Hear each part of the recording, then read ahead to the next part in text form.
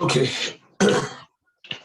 Today I want to talk about I'm gonna be talking about I don't know how many more I'm gonna have, but I want to focus on characters when we're talking about African history, and I want to focus on characters. I zeroed it down to three Nigerian characters. The next time I'll move out to three African characters if I'm going to be there. And I believe that one of the crux of history that we must understand about ourselves, and then in regards to where we are and where we're going to, is what has defined effective leadership from a historical perspective in Africa in particular.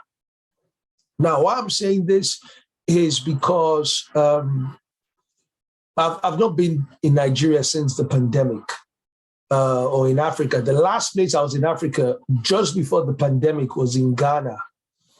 But of recent, where in Scotland, where I'm based, we've had a lot of Nigerians relocating, like massive numbers, relocating to Scotland, relocating to England, and relocating to Canada. And for a lot of them, it's based on an economic migration, right? Now, the incredible thing is now in Scotland, we're having a lot of Nigerians, Africans running for political office, bringing their leadership to bear on an international terrain. Our leadership now is no more just limited to Nigeria. It's now really becoming a global brand, if I will put it that way, this leadership of ours. And so we're having quite a number of our people, getting into leadership in Africa. And so one of the challenges about this leadership that we're practicing now as a continent is that we're very, very capable. And so today I really want to show us how the leaders of the past did it. I'm going to look at three characters, three very, very different characters. Tafawa Balewa, who I was surprised. If you don't know your history, you will misdefine people. And I remember that when I was young, Tafawa Balewa, his face was on one of the Naira notes. I don't know how many of us can remember which Naira notes Tafawa Balewa's face was on. His face was on one of the Naira notes. I think, was it 5 Naira? And, he had this big scar. And he just looked like an ancient character to me. But going through this study, I actually now went to listen to Tafawa Balewa interviews and speeches on YouTube. And he was a unique and highly intelligent man, very, very polished, very sophisticated in thought. Then we'll also look at Nnamdi Azikiwe, and then we'll look at Obafemi Awolowo. But I want to start from this premise that Africa has produced incredible leaders who have pioneered notable feats in different spheres of society.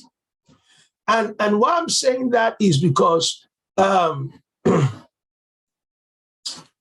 right now, globally, if you are someone who pays attention to global trends, particularly to Black consciousness and African-American, British African culture, particularly the African Americans, you will notice that a lot of them, they are doing this ancestry tracing. They're tracing their genealogy back to Africa. Why? Because they want to know where they're from, and they want to understand their uniqueness and their capacity as people. And For instance, a preacher not too long ago, T.D. Jakes, when he found out that he was originally an Igbo man from Nigeria, because of that, he was encouraged to give more of himself to business. And since then, he started T.D. Jakes Ventures. He's into business, movie production, shows, and all sorts of things. But when you ask T.D. Jakes that why are you doing all these things you're doing, he said that it's because now I understand my history, that the Igbos are very, very entrepreneurial. And so I'm pursuing that reality. Another man by the name of Joel Todman found out too that he was Igbo, and so he's gone into business. An athlete by the name of Shannon Sharp found out that he was from the Edo region, and so he's really gone into that forte. So when we're talking about the African experience, we have produced incredible leaders who pioneered notable feats. Now, in the past, we had political leaders who emerged and who drove the independence of their nations. We had people like Jomo Kenyatta in Kenya, a brilliant, brilliant mind, a man who was very conscientious about what he believed in, a man who, through mental and academic prowess, was able to show that the white man is not better than the black man. We had people like Patrice Lumumba of Congo, a brilliant mind, an orator who was able to help his country come out of colonialization to independence. Unfortunately for him, he was killed by Mobutu Sese Seko, who was just the wrong thing. Then we had Kwame Nkrumah, the father of Ghana, a true Pan-African. Kwame Nkrumah went to America. He was a friend of Nnamdi Azikiwe. He went to America to study, to become a theologian and to become a priest, a preacher. But while he was there, as a student, doing odd jobs, he met with all kinds of brilliant minds, and he was a man who was given to books, and he would read and read and read. And he actually helped a lot of African Americans because he was living in a place called Harlem that was the nerve center of African American culture. And he was able to bring them to the fore of what it meant to be African, or what it meant to be excellent, and what it meant to have mental capacity. Now, we've also seen leaders emerge in the areas of business. The Aliko Dangotes of this world. Before Dangote, the Ibeto, the Moshood Abiolas, the Dantatas. We've had so many business stalwarts in the nation. We've had people who've emerged in banking. I say this to people in Nigeria, that the banking in Nigeria is more advanced than the banking in the United Kingdom. You have people like Tony Olumelu. You have people like Fola Adiola. You've had people like King Giwa Osage. Right now, Nigeria is so progressive that you have women sitting on the top functionaries of all of these banks. People like, who was there? Ibukwa Oshika, and several others who are currently now in position. Then you've had Nigerians become and Africans in areas of innovation. We had Zach Wazara of Econet then, and Strive Mazaviya, who is still a brilliant mind in the area of telecoms and innovation and things like that. We've had so many of them. The MTN group. We've had the Alibabas, and they're all leaders. So Africa's influence is beyond. Africa's influence is beyond these spheres. But one characteristic that I want to draw on for all of these African leaders that we must understand is for a lot of us as Africans, we assume, particularly in this day and age, is every form of leadership we tie to economic breakthrough, or we tie to some form of economic advancement.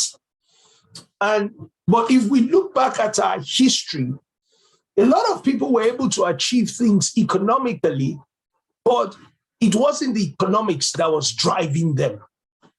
And that's the part that we need to, if we're going to build a stable Africa that will be prosperous and that will thrive with human resource and natural resource, we cannot have selfish leaders who all they are thinking about is how to make money. And that's the problem that we are having now. And history is one of the ways that I believe that we can correct that way of thinking. One of the key characteristics of effective leadership from a historical perspective is social consciousness. Social consciousness. Now, right now, in so many African countries, people are going after lotteries. People are gambling on football games. When you watch on either Netflix or Prime, the way Africa is being described, it's almost being described as this, not even that, on Facebook.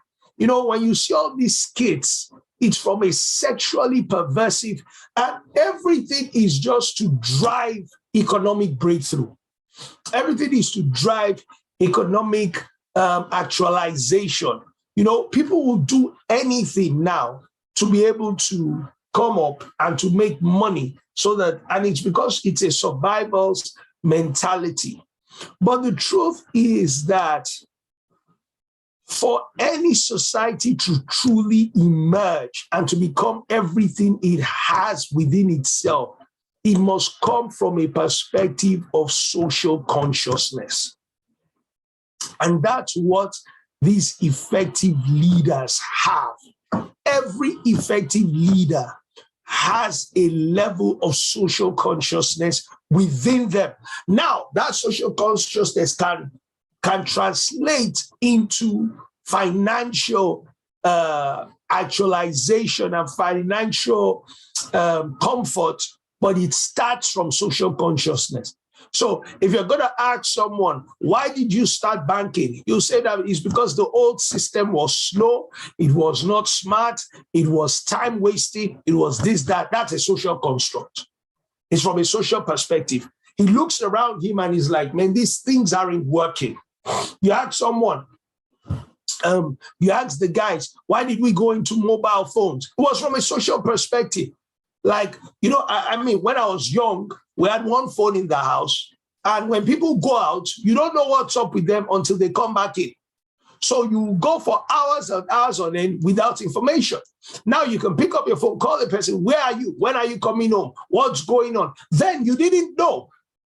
Everything was analog. It was from a social perspective of, look, people want to bridge that gap. People want to bridge that gap. People want to be able to follow people in a time fashion. When you look at even from a American perspective, the Apples of this world, why did they start a phone with music, with camera? It's from a social construct.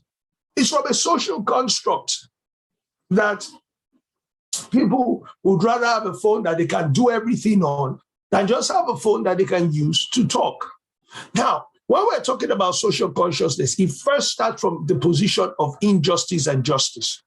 That's the first point of call. But then it now advances to the position of need and a position of comfort for progression. Social consciousness is about being aware of the problems and injustices of society and then trying, and then this whole business of moving stuff. Yes, Social is about being aware of the problems and injustices of society and then trying to do something about it. So, two things: problems, which is solving a technological issue, bringing a solution to the marketplace, and injustice, which has to do with how society is run and how people are going about the administration in society. It is about leading with moral and ethical leadership and looking to do good. That's it. And that's where our leadership begins to shine. When we understand that we want to lead with moral and ethical leadership and we want to do good. We want to do good. Having a social conscience is about being concerned about the problems or injustices of society, or simply just caring about those who are less fortunate. So, what were some of the problems of society? There were not enough banks. When I was young, you had to go all the way to Broad Street to find a bank at that point in time. Then we started having a lot of the modern banks, the Tony Elumelus, the Foladiolas and co. They started creating branches. There weren't always branches of banks like that all over Nigeria and Ghana and Kenya and all of those places. It's because people saw that it was a problem. You couldn't just be walking in one direction. Then they looked at the injustices of society. The fact that under colonialization, there was a bias against people who own the land, or simply just caring about those who are less fortunate. That's the essence of education.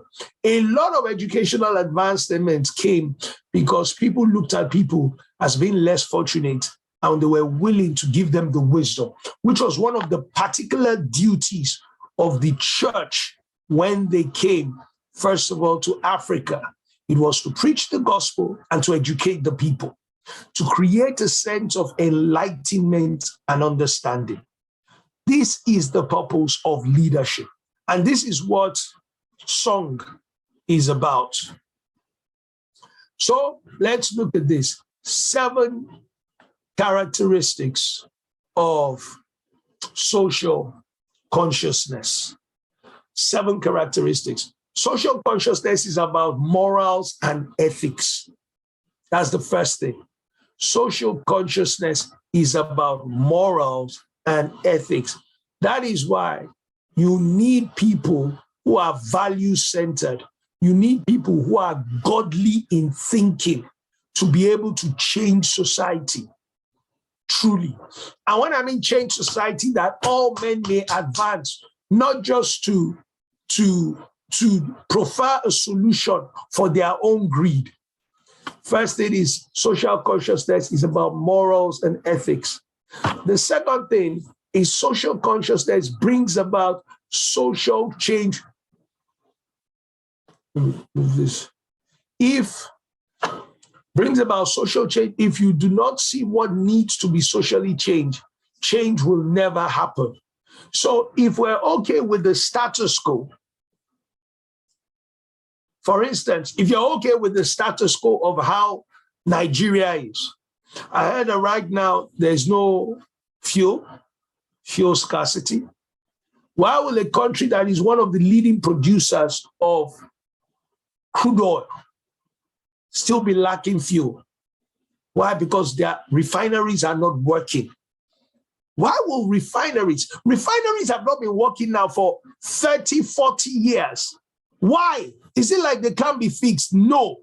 It's because of the fact that there are people who are benefiting of a wicked construct. So social consciousness, if you do not see what needs to be socially changed, it will never happen. The electrical situation, how can any society advance without electricity? Everything thrives and runs on electricity. Social consciousness is about being good. It's about being good because you are good to the very core. Meaning that, listen to this,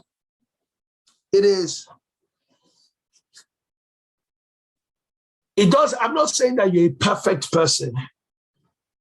But to be good means not to be satisfied with mediocrity,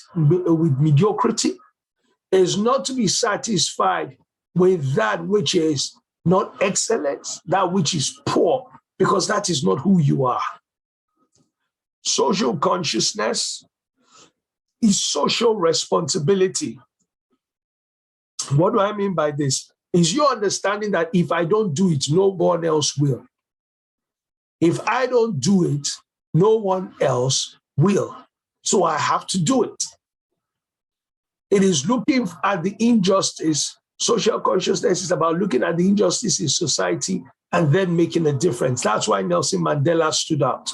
He saw the injustice in society, he stood up. Nkrumah saw the injustice in Ghana, he stood up. Gani Fawehinmi, the legal human rights activist, saw the injustice, he stood up. Martin Luther King, a reverend, saw the injustice in America, he stood up. Who will see the injustice in Africa and decide to stand up and to speak against it? And you don't need to speak against it in a way that it's a threat to your life. You can start producing a podcast where you're talking about the African complex, and you begin to speak about those things that are there and those things that matter. And you speak from an informed perspective, not from an ignorant perspective that people will say that this person clearly doesn't know what they're talking about. Social consciousness is about human dignity. Social consciousness is about being concerned with human dignity. Human dignity. Why should there not be children who are educated? Why should in society, why must we operate by a class system? Nigeria is a very, very classist society. Everybody wants to be part of a class. But we don't think about the fact that everyone belongs to a class, and that class can be dignified. Even, listen, I live in a country where when I'm traveling on the plane, you will sit down beside yourself and you'll find out that the person who's traveling beside you is a postman that delivers post. The man who's sitting on the other side is the MD of a company. Everybody's sitting on the same plane. Each class can have a certain, that's why you call it a standard of living. There is a minimum standard of living that everyone ought to have. Social consciousness cares about the health of the society. The social conscious leader is concerned about the health of a nation. Now, what do we talk about the health of a nation? There are two things: the head of the nation and the heart of the nation. The heart of the nation speaks of the conscience of the nation. Does our nation have a conscience? A nation where people are comfortable with ritual killers has a problem. There's no heart. There's no heart. It's a serious issue. Then the head of the nation, do we think, do we process information in a truly logical manner? Or do we process information from the mentality of an opportunist? These are all things that have to go into our construct that we must think about. If you think from the perspective of an opportunist, you're praying that one day you will hammer. If you think from the perspective of a logical, process-inclined person, you're thinking constantly about labor and doing good for the good of all. So let's now start to look at our different characters here, like I spoke about. And we're going to start, first of all, with the first prime minister, indigenous prime minister of Nigeria, Abubakar Tafawa Balewa. Now, why am I looking at these characters? Because when you study the story of these characters, you will find out that you can be one of them. And that's the essence of this class, to inspire you to greater possibilities. It will let you know that you can be one of them. There was nothing special about them. They were just people who had a consciousness, who had a conscience and had a consciousness of what was going on around them. Does someone want to say something around it? Pastor Segun, I think there's a question in the chat room. Okay. So Ruth is asking, how do we easily alert people on the mindset of social consciousness? Which bodies can help with such construction? Churches. If churches preach the true gospel, I'm a pastor. And Mrs. Clark has known me for a while now. I'm a socially conscious person. So I'm just saying to you how I think. Churches, that's the number one. Churches and mosques, any religious organization, they are there to be the conscience of a nation. Now, it's unfortunate that a lot of the churches are just preaching, and that's why the conscience of the nation has a problem. Because when a church is just thinking about breakthrough and big cars, big houses, big accounts, people begin to tie prosperity in God to materialism. So they will do anything to be material.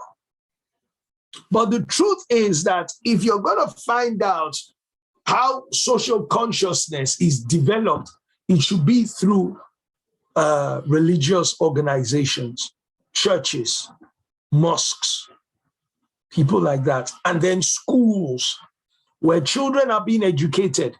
If a teacher is socially conscious, it should be. But that's why I'm saying that it's something that we need to question. And one of the ways that one of the ways that you begin to question it is by reading a lot. You see, when you read and by studying history, which is why I'm going into these men. This is why I pick these three men in particular. Because when you read about these three men and you look at what's going on, you wonder, what's happening? Can I continue? Or is Ruth still asking something? No, you can, sir. All right. So, please, if there are any questions, anything, just stop me, because like I told you, I'm not using my own, so I can't even see properly. I'm just following the screen here. So, all right, sir. A few things. The first thing about Tafawa Balewa, which I believe must be the first thing about every person, was he was a devout man of faith. He was a Muslim, but he had a strong value system. That is why we go to church. That's why we're spiritual people. That's why it's because you want to have a strong value system in your core. Not because you want to dream of a better life, but because you want to have this solid value system in your core. The second thing is that about him was, first of all, he was a man of strong faith. Second thing was he was educated. He was one of the first in the North to receive Western education after Quranic school. So back then, he went to Quranic school. He was from Bauchi, was from the Royal El Kanemi dynasty in Bauchi. And he went to Quranic school. But as soon as Western education was introduced in the northern province of the country, he was one of the first people to go into Western education in their primary school and to be educated. While he advanced in his schooling, then he went to Barewa College with the late great Sardauna of Sokoto, Ahmadu Bello. And so that's why they were, and that's why I said that to be socially construct, you need two things really. And we've seen it here, faith and education. And education, let me tell you something. Another word for education is exposure. Education is not just going to school. I'm still being educated. I'm constantly being educated on a daily basis. I read all kinds of books. I read books because I'm a pastor. I read spiritual books. I read Christian books. I read books of faith. You can see there are books behind me. I have many more books on my iPad. But I also read books to expose myself, to learn of different cultures and to understand different cultures. Right now, one of the things that I've been studying is Nordic culture. Now, Nordic culture speaks about the Norsemen, the Vikings, in the old days, the barbarians. But apparently, they weren't barbarians. They had their own form of culture. But you're wondering, why are you reading Nordic culture? I'm in Europe. You're not in Europe. I'm in Europe. So there are times when I preach in Holland and I preach in Norway or Denmark. I want to know about their culture. I don't just want to get there and be talking to them like I'm talking to people in Nigeria. But when I was in America some years ago, I understood more about the Hispanic culture, in America, than even the Hispanic themselves. How do you do this? Education, exposure. It creates social consciousness. When you have social consciousness, then you know how to talk to people, you know how to greet them, you know how to address them, and you know how to inspire them. Tafawa Balewa used to walk 400 kilometers home on holidays from school. 400 kilometers. 400 kilometers is like for me driving from here to London. To drive from here to London is like 7 hours. He used to walk it, strolled 400 kilometers. It took him 10 days. According to history, he would walk 40 kilometers per day. 40 kilometers per day. Now think about that. Think about what these men went through. They paid the price. That's why they were unique. He had a profession. He was an educator by profession for the northern provinces, meaning that he was a school teacher and he became an inspector of schools.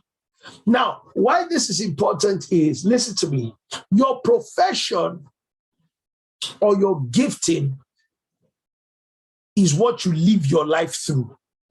If you're truly going to have a life of impact and a life that will inspire people, or a life that will bring about change and bring about true actualization, there has to be a skill that you live life through. And he was a teacher. He was an educator. The sad part now is people who do anything because they're looking for money, but they have no profession. And that erodes on the moral fabric of society and takes away from social consciousness. So I don't know what you are. You might be a teacher, you might be an engineer, but that's why you can't look down on any profession. Honestly, if I was able to, a profession I appreciate so much is teaching. Because those teachers, they poured into their students and they made them into who they are today. I remember my lecturers in the university. I remember with fondness Professor Sani, Professor Oyewo, and so many others. That is the nature. So he was an educator by profession for the northern provinces. And he furthered his studies at UCL London. And this is what is happening with so many of us who are coming abroad to study. It's to further studies. He was elected into the Northern Province House of Assembly and Legislative Council in 1957. In 1947. Forgive me for that. He worked as Minister of Works and Transportation on several separate occasions. He became Prime Minister in 1957. Unfortunately, the nature of Africa, we kill all our great men. He was assassinated in 1966. He was assassinated in 1966. Let's move on to my next man. The father of Nigerian nationalism, Dr. Nnamdi Azikiwe.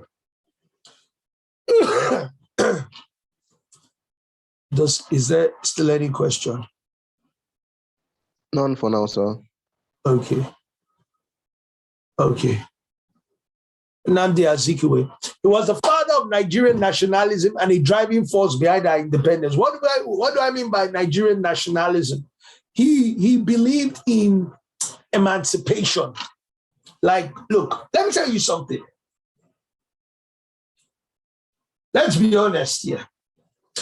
And I want to get your contribution. How many of you, if you buy things from abroad, you think usually is of better quality than things in Nigeria?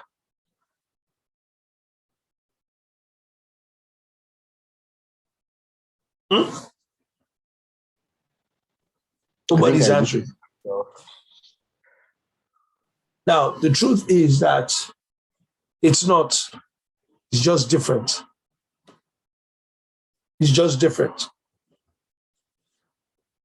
Being a nationalist means coming to a point where you believe in the not superiority, but you believe in the quality and the value of what you possess as a person.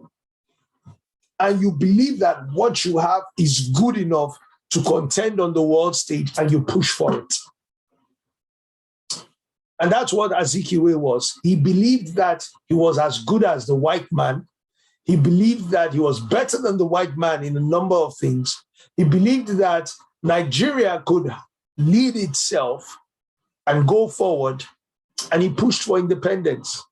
And like I said about Tafawa Balewa also, he had a skill that he served his life through. He was a journalist by profession.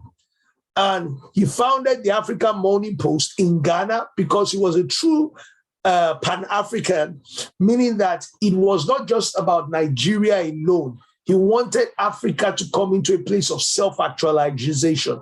So, and for him, the tool was how, and this goes back to Ruth's question on social consciousness. His tool was, how can we create a social consciousness for our people? Let me start a newspaper and let me start to write from an African perspective and create an awareness of our uniqueness, of our authenticity, of our understanding, and of our stature as a people, of our history through my writings. That was the fact. Let me ask you a question. Who discovered River Niger? Or who do they say discovered River Niger? Who can? They used to teach us this in primary school.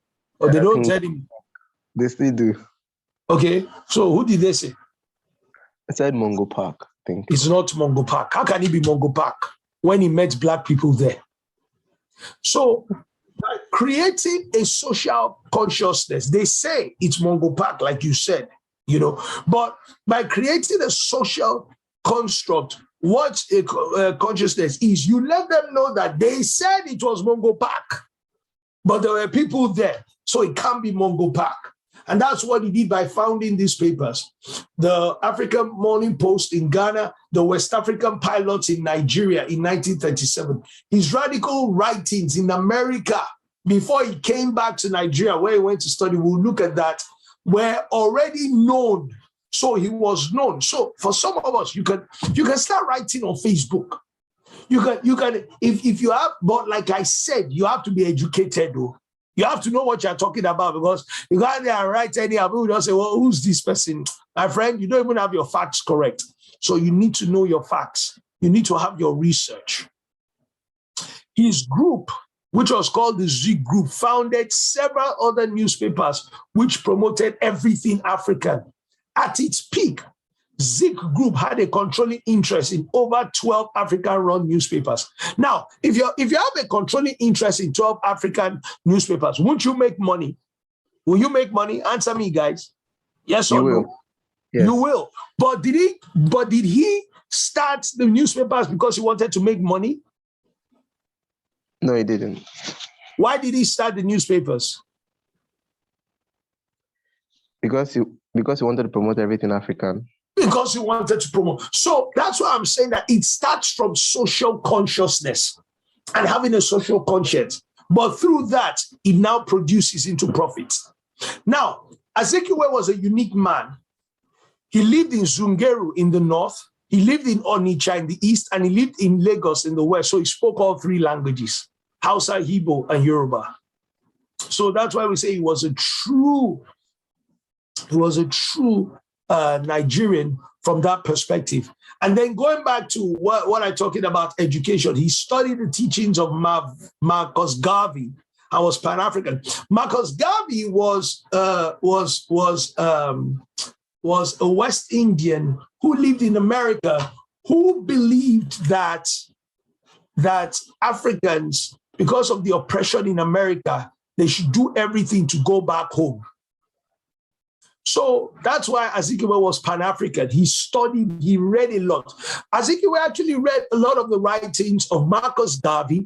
He also read the writings of another American writer because he studied in America called W.B. Du Bois. He read the writings of, what's this man's name? Frederick Douglass and these people, but he was a disciple of Garvey. Meaning that the other two, their writings were slightly different. So he subscribed to Garvey, but he read all of their works. He studied in Howard University for his first degree. He did his master's in Lincoln University in Pennsylvania and his PhD at Columbia University in New York.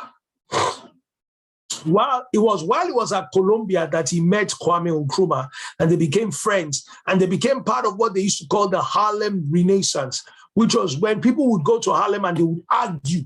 So there was a whole street in Harlem where they used to argue about African consciousness and things like that. So can you imagine, like that's how you spend your Sunday afternoon? You know, you go there, you be arguing, people will be clapping for people. You know, people would have read. Can you see how people developed themselves? People would have read during the week, besides schoolwork, you'd have loaded yourself with facts and you go there, you watch one person argue, they'll clap for you, say, no, let me argue with him, let him argue with him. They'll give you a topic, you trash it out. See, mental acumen. Now, people argue small thing, the broken bottle. He did menial jobs while studying and was so determined to get to America in the first way that he stowed away, meaning that he jumped on a ship that was not supposed to carry him. That was how he was first trying to get to America, because he just knew that there was more. He knew that there was more ahead of him. He was the prime minister of the Eastern region from 1954 to 1959. He was the first governor general, indigenous governor general from independence 1960 to 63. And when Nigeria became a republic, he was the first president from 63 to 66. He was a renowned sportsman and athlete who founded Zeke's Athletic Club to combat segregation in sports. Why? Because he was actually going to compete for the 1936 Olympics, but they didn't allow him because he was black. Meanwhile, he was faster than all the Oyinbos that they brought. Sorry for using Oyinbo term. But I mean, he was a true athlete. But when he, true to Zeke, to fight everything Pan-African, I mean, for everything racial, he started the Zeke's Athletic Club to promote indigenous athletes and to foster them and to bring them to that place of repute where they could compete on an international plane. He also founded African Continental Bank, ACB. He founded UNN Nsukka, the university, and founded UNN Nsukka, the university. And as a businessman also, he founded the Penny restaurants, where he employed several people. So let's go to the last character, Chief Obafemi Awolowo. Now, compared to the first two, Akinkugbe was from a better financial situation, and Tafawa Balewa was from actually a more aristocratic situation than Awolowo. Awolowo was the son of a farmer, and he's popularly known as a self-made man amongst his peers. Now, I put there Characteristics of a self-made man. A self-made man is a dreamer. And why do I say dreamer? Because a self-made man understands that this expression of him is not the ultimate expression of him, that there is more. He's a dreamer. He lives his life out of a vocation. Awolowo too was a journalist. He was a lawyer. He was a businessman. So a self-made man lives his life out of his vocation. I'm a pastor. I coach. I train. I live my life out of my vocation. A self-made man sets goals and pursues them. Some of you, the goals may be to go study abroad, pursue it. Stop thinking about the money, how these things will be. You have to pursue. For a lot of people, I say this to people, that the answer that you need is on the road you are unwilling to travel. Meaning that you're thinking to yourself, how will I get the money? Well, start the process first. As you get further down the road, you will meet with the person that will help you out. So, self-made man, he set goals, he pursued them, he was consistent. And that's what self-made people do. They are consistent. He was a lifelong learner, always reading, always reading. Guys, I'm going to tell you this, that everything that I'm even teaching you today, go and read about them. Just go to Wikipedia. It's not hard. Just read about people.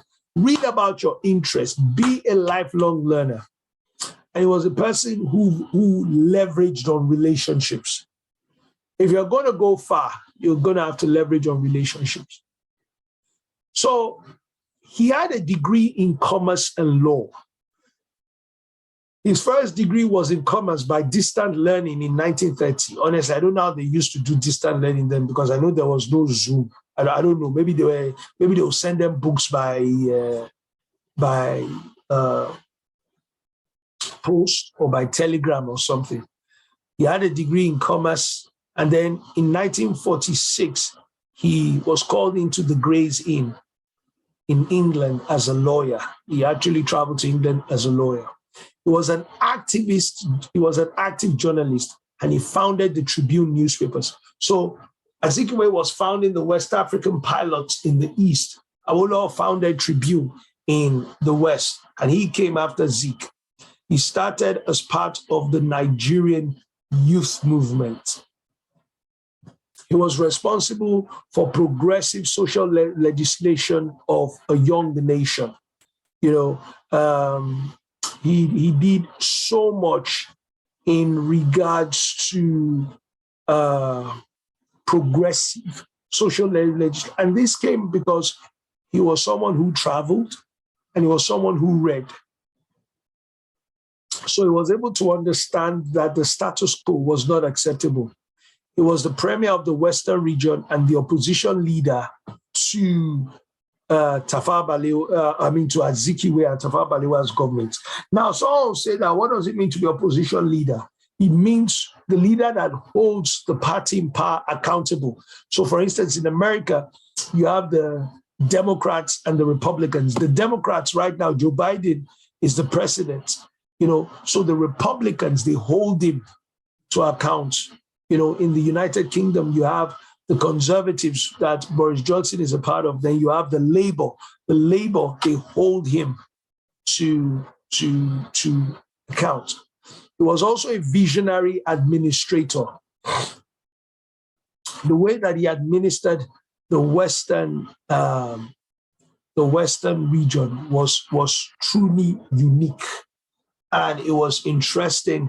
He was able to break down the West into several directors, like the way the civil service is run now. He created that structure, and he went after young, viable minds. He went after brilliant, young, viable minds. He wasn't placing people in position out of nepotism, but because of merit, knowledge, and understanding. And he was a champion of free education and healthcare. He was a champion of free education and healthcare in the Western region. So every child went to school in his day. If you didn't go to school, it's because your parents didn't want you to go to school. And he also ensured the fact that people were well taken care of, their health.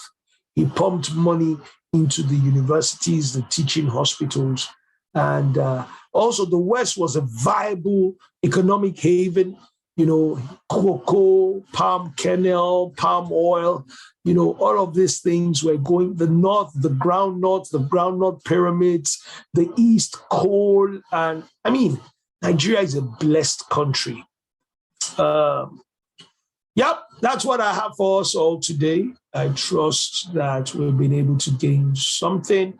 If I'm going to be taking another class, then probably at that point in time, I will be coming more from a perspective of businessmen than political figures. Yeah, so I'm done. Thank you very much, Pastor Segun. So please, if you have any questions, I think now is the time to share them. Do also unmute your mic so you can voice it out. Or if you can't voice it out, you can also use the chat room so we can relay the question across to Pastor Segun so you can answer them before he takes his leave.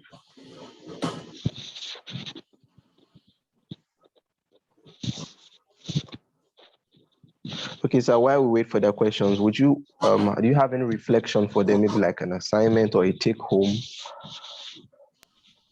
No, like it's like I said.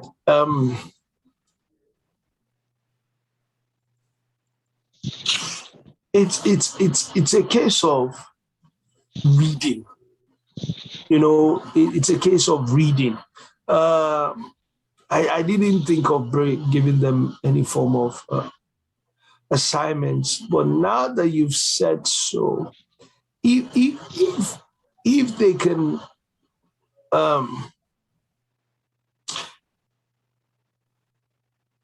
let me think about it. Then maybe I'll get into none. So yeah. Let me ask a question. Pastor Segun, thank you so much for this session. I found it very insightful, and it has sort of inspired me to invite you for a leaders conference that we're planning for June to take one of the master classes. Well, the question I have is, as we journey, to impact our society with the social consciousness that you talked about, there are certain barriers that we'll face, right? How can we as individuals adopt a perspective that allows us push past these barriers so that we're able to still impact our environment? Because you know that there are different things that we, especially in the African context, there are things that would try to crush your spirit as you strive to make changes or and strive to make an impact in your environment. How can you push past those barriers and obstacles? All right. Now, the essence is every form of advancement is fought for. It's never given. Right? Any form of advancement, it has to be fought for. It is never ever given. So when we're talking about pushing past barriers, all of these people that we're talking about, they finished a fight. All of them actually were part of a movement earlier that was called the Nigerian Youth Movement. That was the youth body of something that was started by someone called Sir Herbert Macaulay. Now, Herbert Macaulay had died before Nigeria got to independence. But these young men, they went into that construct and they pushed through. A lot of them went to prison. Azikiwe was actually driven from Ghana when he started the African Pilot to when he came back home, and then he started from where he started the African Post to when he came back home to start the African Pilot, right? So there will always be resistance. The essence is that a valued-centered life will always inspire disciples. And when the cry of disciples begins to resonate to a point where it begins to threaten the status quo, and the people are resolute about it, change will happen. You see, the problem is for a lot of us in Africa, people start out. I remember when I was younger, Adams Oshiomhole was one of my heroes when he was leading the Nigerian Labour Congress. But you see, there's something about the African experience that people, I don't know whether we change our social consciousness or money blinds us of our social consciousness, which is why I said that anybody who is going to be socially conscious has to be a man of faith. Because people get to a point whereby once they are offered things, it's not that you can be silent, it's the fact that you choose to keep quiet. You can't be silenced. Nelson Mandela was in prison for 27 years. He was not silenced. But people, and eventually, because he stood by what he believed, he was able to break through. Now, I'm not saying that you have to go to prison or you have to put yourself in danger, but you don't stop your message, you don't stop your rhetoric. When when you allow yourself to become distracted from what you believe, from what you were fighting for, that is when you become silent. As long as you hold on to your vision and you're saying it, you're still sending out your blogs, you're believing in what you're believing in, you might be castigated, you might be looked at in a certain manner, but you're consistent with it.